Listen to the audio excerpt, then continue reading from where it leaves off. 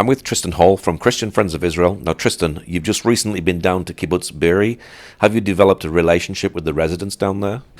Hi, Paul. Nice to see you again. Well, yes, we've been, like many, we've been most concerned about the residents of Kibbutz Be'eri, as all the southern kibbutzim as well.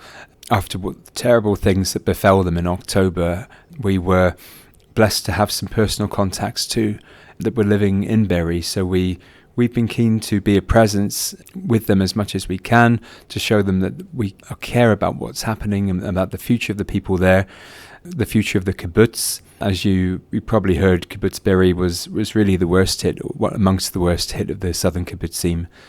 They were decimated on October the 7th. They're calling it the Kibbutz Be'eri massacre, and that's exactly what it was. They lost about 10% of their residents on October the 7th, so well over 100 people. And on top of that, there was about over 20 soldiers that also fell defending it in the days that ensued.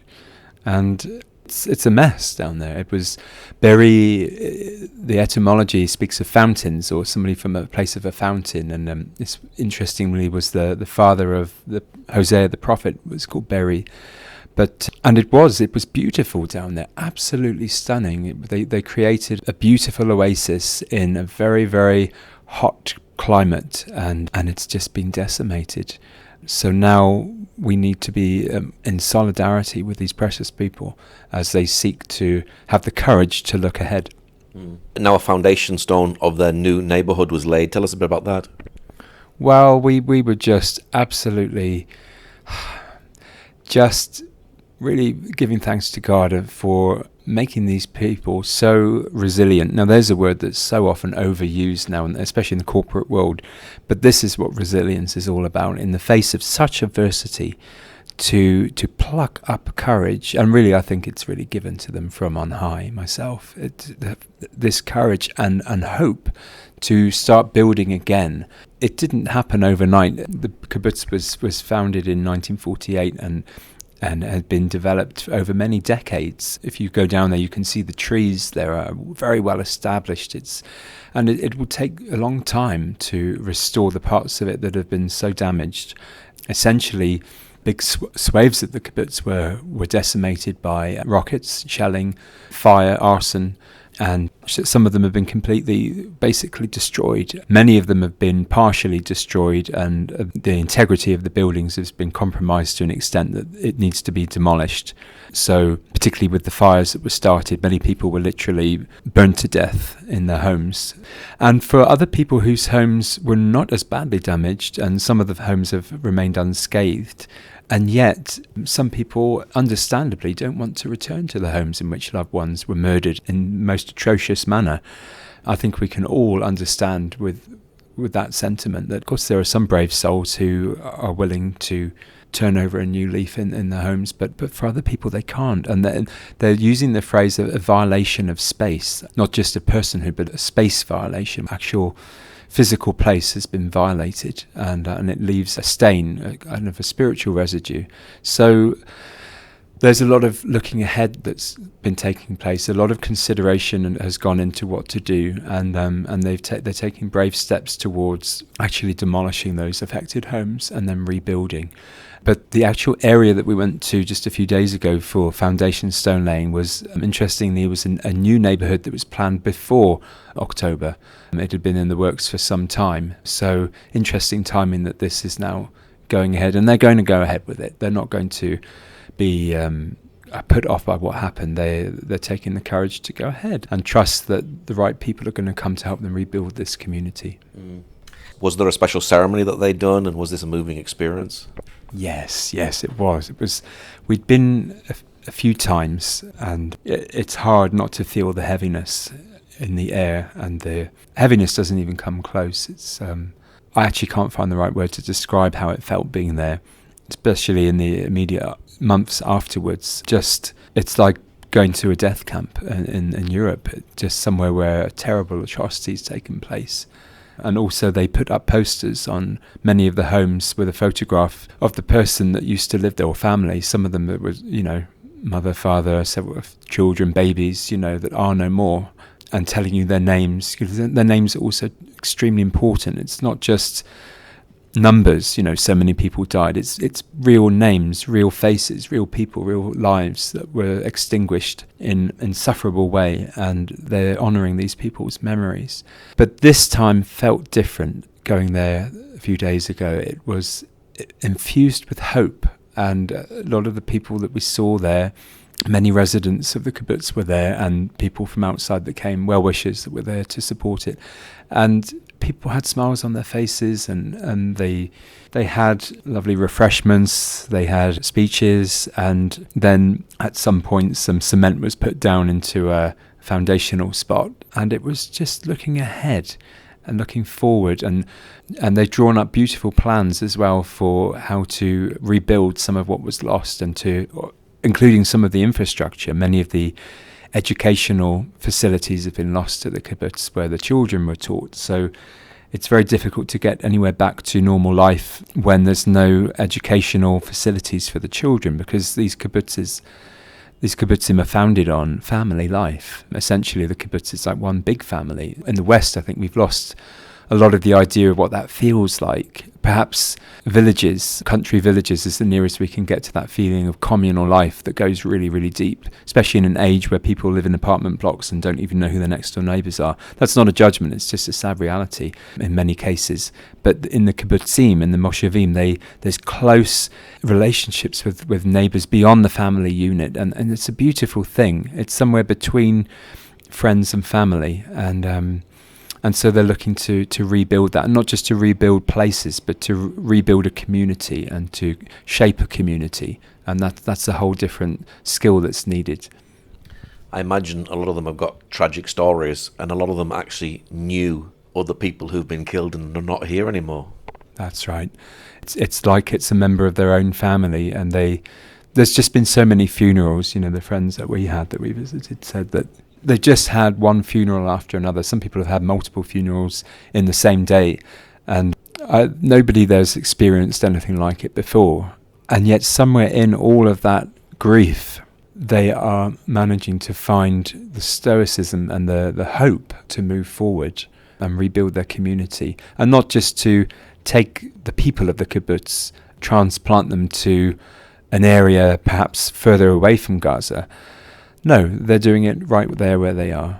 And I think that's also an ultimate statement of belief in what they're doing and who they are, and that they're called to be and flourish where they're planted by God, and not to run away and be scared and flee the territory, because this was part of within the ancient borders of Israel, and it's where they've been planted, and it's where they need to be. Have many of them came back to Kibbutz Be'eri? They're trickling back. Initially, the whole kibbutz, like with some of the other kibbutzim there, Kibbutz Aza and several of the other ones, that it was impossible to return because they were kind of a military presence in the kibbutz, so it wasn't possible to go in. But that has been gradually changing. One of the amazing things for Kibbutz Be'eri, which has really, so we were told by residents, has been a real turning point, has been their printing factory that they've got in the kibbutz. They've got an amazing print works there that prints many of the bank cards and plastic ID cards, driving licenses that are used in Israel. It seems that most of them come from that factory in Kibbutz Be'eri. In fact, we knew people, everybody seemed to know someone in October, November time who was due a renewal of their bank card and never got it and couldn't transact because it was all from Be'eri. But we were told that factory, it was only about a week out of action before it reopened. And it was just... And they explained to us they had so many orders, and so many, their contractors were very understanding, but the truth is that they needed the product, and if they weren't able to supply it, they would be forced to go elsewhere. So they managed to rally folks together, and a lot of the people that work in that factory are from other kibbutzim and other communities, including the Bedouin city that's not too far away. There's also many Arabs that work in there, or that have come across, and they needed to keep working. So they were able to reopen, and it's been wonderful that they've managed to keep going. And that factory and the need to be close to work has helped to rally people around and helped people to kind of get back to some semblance of normality with their daily work routine. And so people have been moving back. It's been harder for, like as I said, with the families with young children to move back because of the lack of the educational facilities.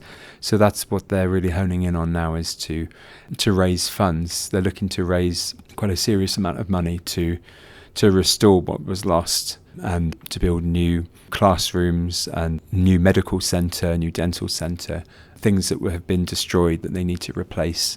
So yeah, they're going ahead with their plans, and it was really inspiring to see. And we told them how inspiring they were in the face of such adversity, kicked down, ground down into the dust, somehow picking themselves up again and moving forward. Over 100 people were killed at Kibbutz Be'eri. Are there many people, hostages today in Gaza, taken from Kibbutz Be'eri? Sadly, that is true. There's, because of the difficulty of, the Red Cross, Red Crescent were never allowed in to check on the hostages, and, all of that was out of the window. So it's not really been known who's alive and who's dead and who was missing and never actually was taken into Gaza. It was so much confusion. But it seems that there's around 10 that are still not accounted for, that believed to be hostage in the Gaza Strip. And as they told us, and they told us this just the other day and also before, and probably anyone listening to this may have heard this same phrase, that for those families and also the wider communities, the calendar still says October the 7th for them. That they've not been able to go back to normal. They've not been able to move on with their lives. They're frozen in time until they know what's happened to their loved ones. How can they go back to normal? What does normal look like when a husband or a son or a wife, daughter, a grandchild is not at the table and nobody knows where they are? Nobody knows if they're alive or dead. Nobody knows if they're being tortured. They can't move on until they know what's happened. So yeah, they still speak of life before October 7th and life after October the 7th. The two are so completely different. They're never the twain. So we are still hoping and praying, obviously, that these unaccounted people are located and found. And the recent rescue of hostages just a few weeks ago keeps hope alive that there may yet be more that are rescued, even in the face of something that looks impossible. Miracles can still happen. I imagine after laying this foundation stone, it's a resilience of the residents and determined not to let Hamas win. That's right. They're very much aware of their actions, and if they're just to pack up the kibbutz and go home, where's home supposed to be? They have no other home. Their whole life is there. Everything is there. For many of them, their families have there. A gent that I spoke to, his grandparents moved there in the 1950s, and his parents were born, and they grew up there, and then he was born, and with his brother, and sadly his brother was murdered on October the 7th, but they have no other home. There's nowhere else for these people to go. That is their home, and it would be the ultimate defeat for them to abandon the kibbutz now, and they can't. They're financially invested there. Their homes are there. All their worldly livelihood, also their jobs for many of them. So they are rebuilding, and they're cognizant that in doing so, that this is also making a statement that they will keep on. Like the Jewish people are often likened to the olive trees, that though they may be pollarded, though they may be felled or cut down to a stump, and yet even after the passage of some time, that olive tree will keep throwing up new shoots again and again and again. And even if the animals eat the shoots and they're knocked down again, or they're plucked off for firewood, and yet they keep shooting up from the base. And this is a good analogy for the Jewish people, because they're not easily destroyed. They have a flicker of hope and light within them, and the hand of God is helping them to look ahead and to look up. How close is Kibbutz Be'eri from the Gaza border? It's very close. If you go to Kibbutz Aza, not far away, you can look straight across from one side of the kibbutz into buildings in Gaza City. Kibbutz Be'eri is not quite as close. You don't see it quite as closely as that, but it's, as the crow flies, it's very close. So there really wasn't far to travel, and you can also hear noises from the Gaza Strip in Kibbutz Be'eri. So it's very close indeed. So these are very brave people to continue to rebuild against the backdrop of a very nearby populous city, which is as sadly there's been so much hatred coming over. Certainly that happened in October. And what is important for all of us to understand is that the people that live in Kibbutz Be'eri and the people that live in these other southern kibbutzim are generally not people who have been hostile to the people that live in the Gaza Strip. Most of them are very, very liberal in their views, and most of them are what used to be called peaceniks. Some of them, they're the people who fundamentally believe in peace and living in harmony side by side with their neighbours. And we know personally, and perhaps you have heard too, of people in this kibbutz, and not only in Be'eri, but they're personally giving financial support to people in the Gaza Strip. Certainly one family that we know, several families that we've heard of have been doing so, and it's been reported quite rightly that they were long-term support being passed across, and friendships that were made. There were people in Gaza City that were employed in the southern kibbutzim and would come over for their employment, and sadly this very belief in coexistence and friendship was the thing that was used to bring such an awful atrocity, and the trust was sadly abused in some quarters, and with the information that was passed back and put into the wrong hands. So, we think of Vivian Silva, who was one of the more well-known residents of the kibbutz and had worked tirelessly for decades in the pursuit of peace and friendship with the people in Gaza, and sadly she was slaughtered like many others on October the 7th. You're from Christian Friends of Israel. Are the residents seeing the love and the support of Christians as you go down there? Yes, I believe so. I do hope so. It was very, very important to us to let them know that they also have non-Jewish friends who are standing with them, praying for them, supporting them practically and financially. We also sent donation towards new electrical appliances, washing machines, ovens and fridge freezers for the new temporary accommodations that are being put out very soon for people to move back to, because there's still people living in hotels, not only from Kibbutz Be'eri but from other kibbutzim, even after all these months. Can you imagine being in a hotel room all this time, and how terrible, awkward that is for people, especially with children, young children or very elderly people. It's all ages. It's like living in limbo land, being suspended in aspic for months on end, not being able to continue with normal life. And so even moving into the temporary residences, kind of before the new homes are built on the land of the kibbutz, will be a big step forward. So helping them with electrical appliances is one way that we've been able to assist, just in a practical way, but also with just going there when we can, smiles, warm embraces, telling them that there's people in the nations that are praying for them and supporting them and haven't forgotten them. This is all, I think, very meaningful for people there, because they see the hatred in the news. It used to be on the radio, and then at some point these events were on television. Now the outpouring of hatred in the world is in the palms of people's hands, in their smartphones. And yes, a lot of people are looking at it every day. We think of the terrible protests that have happened almost immediately after the 7th of October. I mean, almost straight away there were protests against Israel that were happening all over the world, people burning Israeli flags and chanting from the river to the sea, which is actually a war cry for genocide. And more recently there's been all these ghastly so-called protests at American universities, and people see that hatred, and they wonder why these people in these faraway countries, why they hate them so much. What did they do? And they don't fundamentally understand who these people are and what they represent at all. They're completely misrepresented in the media. These are wholesome, good people who just trying to live a peaceable life, who love their families and their neighbours, and they don't deserve to be vilified and castigated in the media or by people across the world.